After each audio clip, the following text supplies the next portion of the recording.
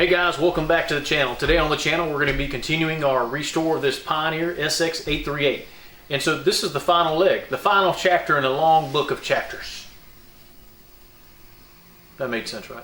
Specifically, we're going to be aligning the amplifier section of this receiver, and so we'll be setting the DC offset and also the idle current. So to do this today, we're going to need a couple things, guys. And so one, as always, we're going to need the section out of the service manual that shows us how to do this. We'll also need a multimeter. This is a multimeter I use, and I really like it a lot. I've talked about it in some previous videos. This is a Kuwait's, and so there's a link in the description below. If you're looking for one, this is a great one. I really like it. And Kuwait stands by their products. I blew one up, and they sent me a free one. No questions asked. So really happy with the service I've gotten from them. The next thing you guys will need is going to be a dummy load, and so this is an 8 ohm resistor, and so we're just going to hook that up in place of where the speakers would go, and that's just to set it, and that's per the instructions in the service manual. So without further ado, guys, come on in, let's get started. Alright guys, so here we are back at the 838, and so this is the underside of the 838, and so what we're going to be working on, guys, is aligning that power amplifier section board. And so this is the board here, and so this is pin number 1, and it goes in numerical order all the way up to pin 25 up here. And so the pins we're going to be concerning ourselves with today are going to be pins number 5 and 20, and then we're also going to be using pins 3 and 4 and 22 and 23. So, but before we get started, guys, we need to make sure that our amp is turned on and has been warming up for about 10 minutes. And I've already done that with this amp, and so it's been warming up, and so I just turned it off to illustrate for you guys, but I'm going to turn it back on now. The second thing we need to do, guys, is hook up the dummy resistors to the speakers.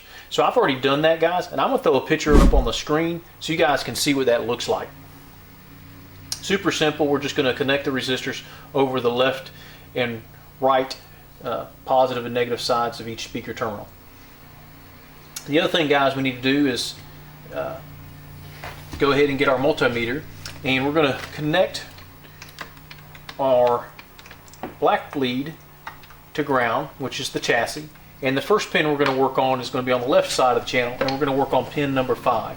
So this is number 1, so 1, 2, 3, 4, 5, and we'll hook our positive terminal to pin number 5. And so right now we're reading it just shy of 51.5 millivolts and going down a little bit as it warms up some more. So we need to adjust that towards 0, guys. And so I'm going to flip this receiver around, and then that way you guys can see which variable resistor I'm turning. And I'm also going to put up the instructions up on the screen real quick so you guys can have that to reference. If not, make sure you've printed it out from the service manual and then use that to help you guys do this process. So let me go ahead and turn the receiver around. Alright guys, now that we've got the receiver turned around, you guys can see the variable resistors we're going to be using. So we've got one here, here, here, and here. And so for the first 2 adjustments, we're going to be concerning ourselves with the 2 variable resistors here in the middle. And so this one is for the left channel, and this one is for the right channel. So right now we're on ground in pin number 5, and so I'm going to go ahead and zoom you guys out. That way you guys can see the multimeter, and then we'll go ahead and start tuning on that.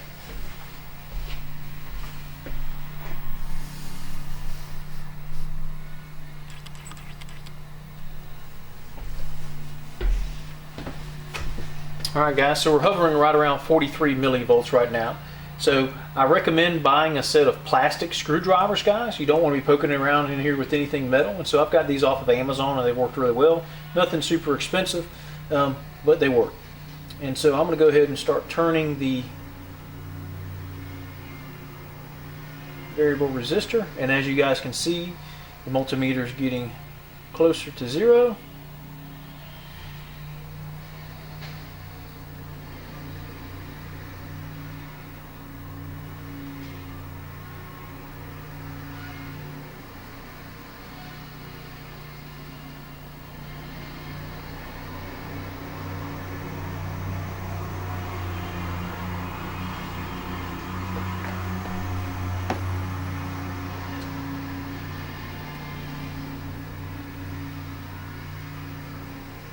And so guys, we're hovering right around 1 millivolt right now.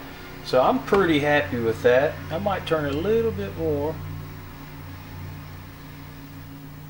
And now I've gone too far. I'm negative, so I should have left it alone. That's okay, we can turn it back.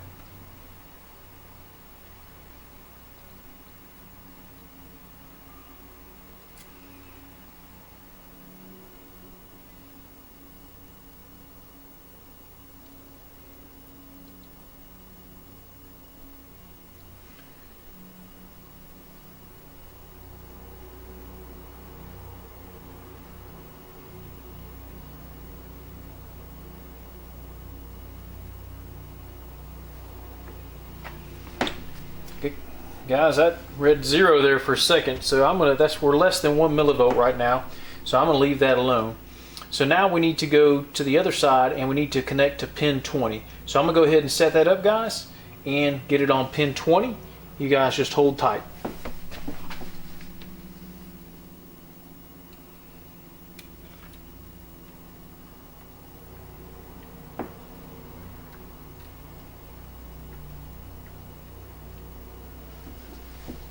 Alright, so now we're on pin 20 in earth, and so now we're going to be turning this variable resistor, and so we're starting out around 32 millivolts.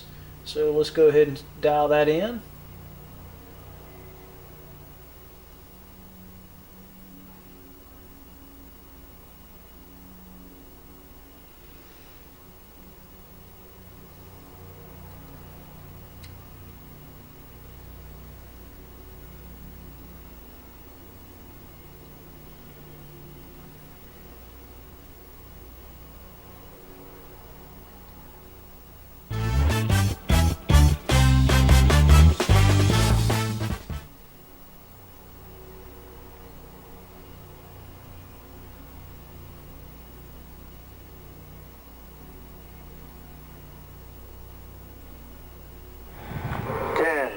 Nine, 8, 7, 6, 5, 4, 3, 2, 1. And that's really good. And we're going to go ahead and connect to the left channel, and we're going to connect to pins 3 and 4. And so we're going to disconnect the black lead from ground now, and we're going to connect the black lead either to pin 3 or 4 and the positive lead to the opposing pin. And so then we're going to go ahead and adjust that to 30 millivolts. And so as you're doing this, guys, if you notice that you're getting negative numbers, that just means that your leads were backwards, and it doesn't matter. Just try to get to 30 millivolts as close as you can. So I'm going to go ahead and set that up, guys, and we'll be right back. Alright, guys, so here we are back. I've gone ahead and taken my black and red lead, negative and positive lead, and connected them to pins number 3 and 4 on the amp board. And so right now we're reading it just shy of 23 millivolts. And so the manual says we want to get it to about 30 millivolts. So we're going to go ahead and adjust, and we're going to adjust this bottom variable resistor until we get close to 30.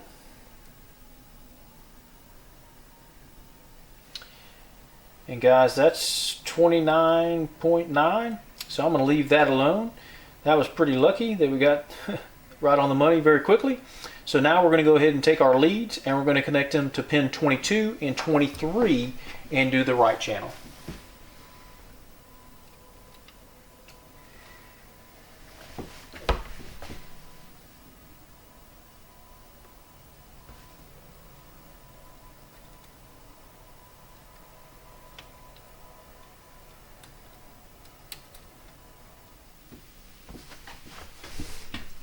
And so we're reading it, see how it says negative here, guys? But it doesn't matter, it just means I've got the leads backwards. So we're reading at 26 millivolts. So now we're going to go ahead and adjust the top variable resistor and get it dialed into 30. And there it is, guys. So just like that, you guys can adjust the idle current and the DC offset. Super easy. So this receiver's done, guys. So all we've got to do is put it back together, get the case on it, and then we'll try it out together, make sure it's still sounding good, and then this baby will be ready to go to its new home. So let me go ahead and do that, guys, and we'll see you back here on the bench in just a second.